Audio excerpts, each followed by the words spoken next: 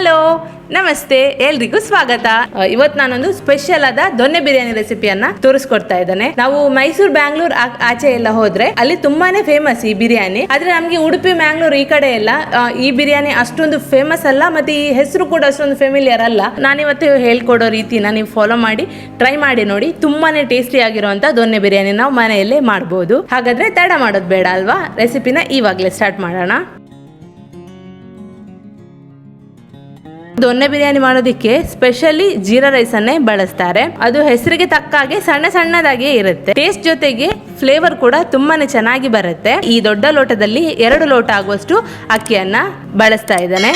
ಬಿರಿಯಾನಿ ಮಾಡೋದಕ್ಕೆ ಅರ್ಧ ಗಂಟೆ ಮೊದಲು ಚೆನ್ನಾಗಿ 1-2-3 ಸಲ ತೊಳೆದು ನೀರಲ್ಲಿ ನೆನೆಸಿಟ್ರೆ ಆಯ್ತು. ನೆಕ್ಸ್ಟ್ ಪ್ರೊಸೀಜರ್ ಚಿಕನ್ ಅನ್ನ ಮ್ಯಾರಿನೇಷನ್ ಮಾಡ್ಕೊಳ್ಳೋದು. ನಾನಿಲ್ಲಿ 1 ಕಿಲೋದಷ್ಟು ಚಿಕನ್ ಅನ್ನ ತಗೊಂಡಿದ್ದೇನೆ.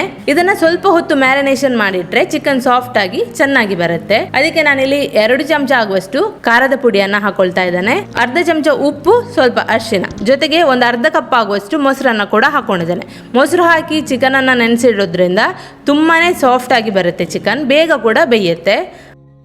ಇವಾಗ ನೋಡಿ ಚಿಕನ್ ಚೆನ್ನಾಗಿ ಮಿಕ್ಸ್ ಆಗಿದೆ. ಇದನ್ನೊಂದು ಅರ್ಧ ಗಂಟೆ ಮ್ಯಾರಿನೇಟ್ ಆಗೋದಕ್ಕೆ ಬಿಡೋಣ. ನಂತರ ನಾನಿಲ್ಲಿ ಮಸಾಲೆಗೆ ರೆಡಿ ಮಾಡ್ತಾ ಇದ್ದೇನೆ. ಅದಕ್ಕೆ ಒಂದು ಪ್ಯಾನ್ ಅನ್ನ ಮೊದಲೇ ಬಿಸಿಗಿಟ್ಟಿದ್ದೇನೆ. ಇವಾಗ ಇದಕ್ಕೊಂದು 2 ಚಮಚ ಆಗುವಷ್ಟು ಎಣ್ಣೆನ ಸೇರಿಸ್ಕೊಳ್ತಾ ಇದ್ದೇನೆ. ಎಣ್ಣೆ ಸ್ವಲ್ಪ ಬಿಸಿ ಆದ ನಂತರ ಇದಕ್ಕೆ ಇಡೀ ಗರಂ ಮಸಾಲಾನ ಹಾಕಬೇಕು. ಅದಕ್ಕೊಂದು 2 ಇಂಚ್ ಆಗುವಷ್ಟು ಚಕ್ಕೆ, ಹಾಗೇನೆ ಒಂದು 3-4 ಲವಂಗ, ಜೊತೆಗೆ 1-2 ಏಲಕ್ಕಿ ತಗೊಂಡಿದ್ದೇನೆ. ಅದರ ಫ್ಲೇವರ್ ಬಿಡ್ಲಿಕ್ಕೋಸ್ಕರ ಒಂದು ಅರ್ಧ ನಿಮಿಷ ಹುರಿತಾ ಇದ್ದೇನೆ. ಮತ್ತೆ ಒಂದು ಇಡೀ ಈರುಳ್ಳಿ ತಗೊಂಡಿದ್ದೇನೆ. ಇದನ್ನ ಉದ್ದುದ್ದಕ್ಕೆ ಕಟ್ ಮಾಡಿ ಹಾಕೊಳ್ತಾ ಇದ್ದೇನೆ. ಇದರ ಜೊತೆಗೇನೆ ಒಂದು 4-5 ಹಸಿಮೆಣಸನ್ನ ಕೂಡ ಹಾಕೊಂಡಿದ್ದೇನೆ. ಇದು ಸ್ವಲ್ಪ ಖಾರದ ಮೆಣಸಾಗಿರೋದ್ರಿಂದ 5 ಹಾಕೊಂಡಿದ್ದೇನೆ. ನಂತರ 1 ಚಮಚ ಕಾಳು ಮೆಣಸು ಕೂಡ ಹಾಕೊಂಡಿದ್ದೇನೆ. ನಿಮ್ಗೆ ಖಾರ ಇನ್ನೂ ಕೂಡ ಬೇಕು ಅಂತಾದ್ರೆ ಸ್ವಲ್ಪ ಜಾಸ್ತಿ ಹಾಕೊಳ್ಬಹುದು ಅಥವಾ ಕಡಿಮೆ ಕೂಡ ಮಾಡ್ಕೊಳ್ಬಹುದು. ನಂತರ ಇಲ್ಲಿ ನಾನು ಸೊಪ್ಪನ್ನು ಹಾಕೊಳ್ತಾ ಇದ್ದೇನೆ. ಅದಕ್ಕೆ 1 ಹಿಡಿಯಷ್ಟು ಎಲ್ಲ ಸೊಪ್ಪನ್ನು ತಗೊಂಡಿದ್ದೇನೆ. ಕೊತ್ತಂಬರಿ ಸೊಪ್ಪು, ಮೆಂತ್ಯ ಸೊಪ್ಪು, ಹಾಗೆಯೇ ಪುದೀನ ಸೊಪ್ಪು. ಈಗ ಸೊಪ್ಪು ಸ್ವಲ್ಪ ಬಾಡೋ ತನಕ ಹುರಿತಾ ಇದ್ದೇನೆ.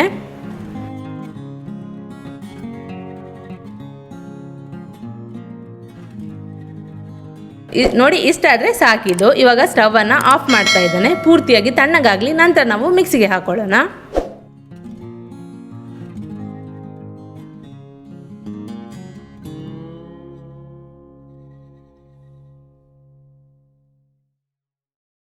ಇವಾಗ ಹಸಿ ಮಸಾಲೆ ಎಲ್ಲ ಮಿಕ್ಸಿಗೆ ಹಾಕೊಂಡಿದ್ದೇನೆ. ಮೊದಲನೇದಾಗಿ ನಾನು ನೀರು ಸೇರಿಸ್ತೇನೆ, ಸ್ವಲ್ಪ ಗ್ರೈಂಡ್ ಮಾಡಿಕೊಂಡು ನಂತರ ಒಂದು ಅರ್ಧ ಗ್ಲಾಸ್ ಆಗುವಷ್ಟು ನೀರನ್ನು ಸೇರಿಸಿ ಪೇಸ್ಟ್ ಥರ ಮಾಡ್ಕೊಳ್ತೇನೆ. ಇವಾಗ ಪೇಸ್ಟ್ ಎಲ್ಲ ರೆಡಿ ಆದ ನಂತರ ನಾನು ಬಿರಿಯಾನಿ ಮಾಡೋದಕ್ಕೆ ಕುಕ್ಕರನ್ನು ಬಿಸಿಗಿಡ್ಕೊಂಡಿದ್ದೇನೆ. ಕುಕ್ಕರ್ ಸ್ವಲ್ಪ ಬಿಸಿ ಆದಮೇಲೆ 4-5 ಟೇಬಲ್ ಸ್ಪೂನ್ ಆಗುವಷ್ಟು ಎಣ್ಣೆ ಹಾಕೊಂಡಿದ್ದೇನೆ. ನಂತರ ಎಣ್ಣೆಗೆ ಇಡೀ ಗರಂ ಮಸಾಲಾನ ಹಾಕ್ಕೊಳ್ತಾ ಇದ್ದೇನೆ. ಅದಕ್ಕೆ ಸ್ವಲ್ಪ ಕಲ್ಲು ಹೂವು, 1 ಜಾಪತ್ರೆ, 1 ಸ್ಟಾರ್ ಹೂವು, 1 ಇಂಚ್ ಆಗುವಷ್ಟು ಚಕ್ಕೆ, ಒಂದು 3-4 ಲವಂಗ, ಹಾಗೆಯೇ ಸ್ವಲ್ಪ ಶಾಜೀರಾ, ಜೊತೆಗೆ 1 ಪಲಾವ್ ಎಲೆಯನ್ನು ತಗೊಂಡಿದ್ದೇನೆ. ಸ್ವಲ್ಪ ಕಸೂರಿ ಮೇಥಿ ಕೂಡ ಹಾಕ್ಕೊಳ್ತಾ ಇದ್ದೇನೆ. ಗರಂ ಮಸಾಲೆನ ಸ್ವಲ್ಪ ಎಣ್ಣೆಯಲ್ಲಿ ಫ್ರೈ ಮಾಡೋದ್ರಿಂದ ಒಳ್ಳೆ ಪರಿಮಳ ಬರುತ್ತೆ. ನಾವು ರುಬ್ಲಿಕ್ಕೆ ಇಡೀ ಈರುಳ್ಳಿನ ಹಾಕೊಂಡಿದ್ದೇವೆ. ಒಗ್ಗರಣೆಗೆ ಅರ್ಧ ಈರುಳ್ಳಿ ಹಾಕಿದ್ರೆ ಸಾಕು.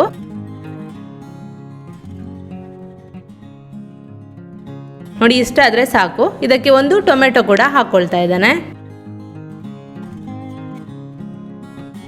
ಇವಾಗ ಟೊಮೆಟೊ ಹಾಗೆಯೇ ಈರುಳ್ಳಿ ಚೆನ್ನಾಗಿ ಬೆಂದ ಮೇಲೆ 1.5 ಟೇಬಲ್ ಸ್ಪೂನ್ ಆಗುವಷ್ಟು ಶುಂಠಿ ಮತ್ತು ಬೆಳ್ಳುಳ್ಳಿ ಪೇಸ್ಟನ್ನು ಹಾಕ್ತಾ ಇದ್ದೇನೆ. ಸ್ವಲ್ಪ ಹಸಿ ವಾಸನೆ ಹೋಗಲಿ ಶುಂಠಿ ಮತ್ತು ಬೆಳ್ಳುಳ್ಳಿದ್ದು ಒಂದು ಅರ್ಧ ನಿಮಿಷ ಆಗುವಷ್ಟು ಹುರಿತಾ ಇದ್ದೇನೆ. ನೆಕ್ಸ್ಟ್ ಮೊದಲೇ ನಾನು ಮ್ಯಾರಿನೇಟ್ ಮಾಡಿಟ್ಟಿರುವಂಥ ಚಿಕನನ್ನು ಸೇರಿಸ್ಕೊಳ್ತಾ ಇದ್ದೇನೆ. ಈಗ ಒಗ್ಗರಣೆ ಜೊತೆ ಒಂದ್ಸಲ ಚೆನ್ನಾಗಿ ಮಿಕ್ಸ್ ಮಾಡ್ತಾ ಇದ್ದೇನೆ. ಮುಚ್ಚಳನ ಮುಚ್ಚಿ ಚಿಕನ್ ಸ್ವಲ್ಪ ನೀರು ಬಿಡೋ ತನಕ ಬೇಯಿಸ್ಕೊಳ್ಬೇಕು. ನೋಡಿ, ಈಗ ಚಿಕನ್ ಚೆನ್ನಾಗಿ ಬೇಯ್ತಾ ಇದೆ. ಈ ಟೈಮಲ್ಲಿ ನಾವು ಮೊದಲೇ ರೆಡಿ ಮಾಡಿಟ್ಟಿರೋಂಥ ಗ್ರೀನ್ ಮಸಾಲ ಪೇಸ್ಟನ್ನು ಹಾಕೊಳ್ಬೇಕು. ಮಸಾಲೆ ಎಲ್ಲ ಚಿಕನ್ಗೆ ಚೆನ್ನಾಗಿ ಹಿಡಿಯೋ ಥರ ಒಂದ್ಸಲ ಮಿಕ್ಸ್ ಮಾಡಿಕೊಂಡು ರುಚಿಗೆ ಬೇಕಾಗಿರೋಷ್ಟು ಉಪ್ಪನ್ನು ಹಾಕೊಳ್ತಾ ಇದ್ದೇನೆ. ಚಿಕನ್ ಮ್ಯಾರಿನೇಟ್ ಮಾಡಬೇಕಾದ್ರೆ ಸ್ವಲ್ಪ ಉಪ್ಪನ್ನು ಹಾಕಿದ್ದೇವೆ. ಇವಾಗ ಮಸಾಲೆಗೆ ಬೇಕಾಗಿರೋ ಅಷ್ಟೇ ಉಪ್ಪನ್ನು ಹಾಕೊಳ್ತಾ ಇದ್ದೇನೆ.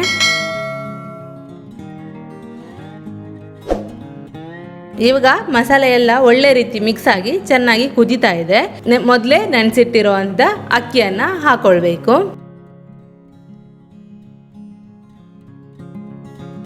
ಈಗ ನೋಡಿ ಮಸಾಲೆ ಎಲ್ಲ ಒಳ್ಳೆ ರೀತಿ ಮಿಕ್ಸ್ ಆಗಿ ಚೆನ್ನಾಗಿ ಕುದೀತಾ ಇದೆ. ನಾವು ಮೊದಲೇ ನೆನೆಸಿಟ್ಟಿದ್ದೇವಲ್ಲ ಆ ಅಕ್ಕಿಯನ್ನು ಹಾಕ್ಕೊಳ್ಬೇಕು.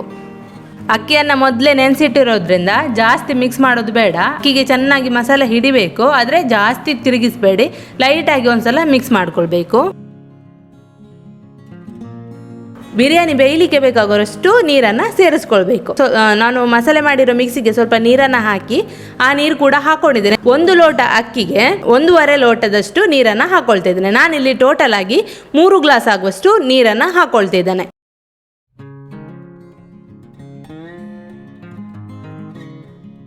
ನೋಡಿ, ನಾವು ಹಾಕಿದ ನೀರೆಲ್ಲ ಈಗ ಚೆನ್ನಾಗಿ ಕುದೀತಾ ಇದೆ ಅಲ್ಲ, ಈ ಟೈಮಲ್ಲಿ ನಾನೊಂದು ಅರ್ಧ ನಿಂಬೆಹಣ್ಣಿನ ರಸ ಹಾಕ್ತಾ ಇದ್ದೇನೆ. ಮತ್ತು 1-2 ಚಮಚ ಆಗುವಷ್ಟು ತುಪ್ಪ ಹಾಕ್ಕೊಳ್ತಾ ಇದ್ದೇನೆ. ತುಪ್ಪ ಜಾಸ್ತಿ ಕೂಡ ಹಾಕ್ಬೋದು, ನಿಮಗೆ ಇಷ್ಟ ಇದ್ದಾಗೆ. ತುಪ್ಪ ಹಾಕಿದ್ರೆ ಟೇಸ್ಟ್ ಚೆನ್ನಾಗೇ ಇರುತ್ತಲ್ವಾ.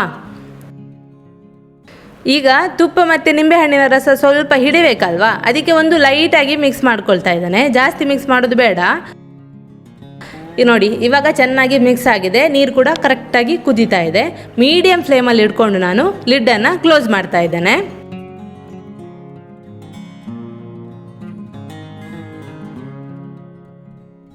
ಮೀಡಿಯಂ ಫ್ಲೇಮಲ್ಲಿ ಇಟ್ಟು ನಾವು 2 ವಿಜಿಲನ್ನು ಕೂಗಿಸ್ಕೊಳ್ಬೇಕು. ನೋಡಿ, ಇದು ಕರೆಕ್ಟಾಗಿ ಇವಾಗ 2 ವಿಜಿಲ್ ಆಗಿದೆ. ಕುಕ್ಕರ್ ಕೂಡ ತಣ್ಣಗಾಗಿದೆ. ಇವಾಗ ನಾನು ಓಪನ್ ಮಾಡಿ ನೋಡ್ತಾ ಇದ್ದೇನೆ. ನೋಡಿ, ಸೂಪರಾಗಿ ಬಂದಿದೆ ಅಲ್ಲ. ಅನ್ನ ಎಲ್ಲ ಕರೆಕ್ಟಾಗಿ ಉದುರಾಗಿ ಪರ್ಫೆಕ್ಟ್ ಆಗಿದೆ. ಇದನ್ನು ಕೂಡ ಇಲ್ಲಿ ಜಾಸ್ತಿ ಮಿಕ್ಸ್ ಮಾಡೋದು ಬೇಡ. ಅನ್ನ ಮತ್ತು ಚಿಕನ್ ಎಲ್ಲ ಚೆನ್ನಾಗಿ ಬೆಂದಿದೆ. ಇದನ್ನು ನಾನು ಡೈರೆಕ್ಟಾಗಿ ಸರ್ವ್ ಮಾಡ್ಕೊಳ್ತಾ ಇದ್ದೇನೆ. ಇಲ್ಲಿ ನಮಗೆ ದೊನ್ನೆ ಸಿಗೋದಿಲ್ಲ, ಬಿರಿಯಾನಿ ಹಾಕೋದಕ್ಕೆ ದೊನ್ನೆ ಸಿಗೋದಿಲ್ಲ. ಸೊ ನಾನು ಬಾಳೆ ಎಲೆಯಲ್ಲೇ ಸರ್ವ್ ಮಾಡ್ತಾ ಇದ್ದೇನೆ. ನೋಡಿ, ತುಂಬಾ ಚೆನ್ನಾಗಿ ಬಂದಿದೆ, ಉದುರಾಗಿ ಕಾಣಿಸ್ತಾ ಇದೆ ಅನ್ನ. ಹಾಗೆಯೇ ಚಿಕನ್ ಕೂಡ ಪರ್ಫೆಕ್ಟಾಗಿ ಬೆಂದಿದೆ. ಹೋಟೆಲಲ್ಲಿ ದೊನ್ನೆ ಬಿರಿಯಾನಿ ತಿನ್ನಬೇಕಾದ್ರೆ ಬಿರಿಯಾನಿ ಜೊತೆಗೆ ರಾಯ್ತಾ ಹಾಗೆಯೇ ಒಂದು ಮೊಟ್ಟೆ ಕೂಡ ಕೊಡ್ತಾರೆ. ನಾನು ಕೂಡ ಅದೇ ರೀತಿ ಇಲ್ಲಿ ಸರ್ವ್ ಮಾಡಿದ್ದೇನೆ. ದೊನ್ನೆ ಬಿರಿಯಾನಿ ಜೊತೆ ಮೊಟ್ಟೆನ ಸೇರಿಸಿ ತಿನ್ನಬೇಕಾದ್ರೆ ಸೂಪರಾಗಿರುತ್ತೆ. ನೀವು ಕೂಡ ಇದನ್ನು ಟ್ರೈ ಮಾಡಿ ನೋಡಿ, ತುಂಬಾ ಟೇಸ್ಟಿಯಾಗಿ ಬಂದಿದೆ. ರೆಸಿಪಿ ಇಷ್ಟ ಆಗಿದೆ ಅಂತ ಅಂದ್ಕೊಂಡಿದ್ದೇನೆ ನಾನು. ನಿಮಗೆ ಇಷ್ಟ ಆಗಿದೆ ಅಂತ ನನಗೆ ಗೊತ್ತಾಗಬೇಕಾದ್ರೆ ನೀವೊಂದು ಲೈಕ್ ಕೊಡಲೇಬೇಕು. ಹಾಗೆಯೇ ಈ ರೆಸಿಪಿನ ಟ್ರೈ ಮಾಡಿದರೆ ನನಗೆ ಕಮೆಂಟ್ ಮಾಡಿ ತಿಳಿಸ್ಬೇಕು. ನಾನು ಆದಷ್ಟು ವಿಡಿಯೋನ ಶೇರ್ ಮಾಡಿ. ಯಾರಾದರೂ ಚಾನಲ್ನ ಹೊಸಬ್ರು ನೋಡ್ತಾ ಇದ್ರೆ ಇವಾಗಲೇ ಸಬ್ಸ್ಕ್ರೈಬ್ ಮಾಡ್ಕೊಳ್ಳಿ. ಮತ್ತೆ ಇನ್ನೊಂದು ಒಳ್ಳೆ ರೆಸಿಪಿ ಜೊತೆ ಮತ್ತೆ ಬರ್ತೇನೆ. ಅಲ್ಲಿವರೆಗೂ ನಮಸ್ತೆ.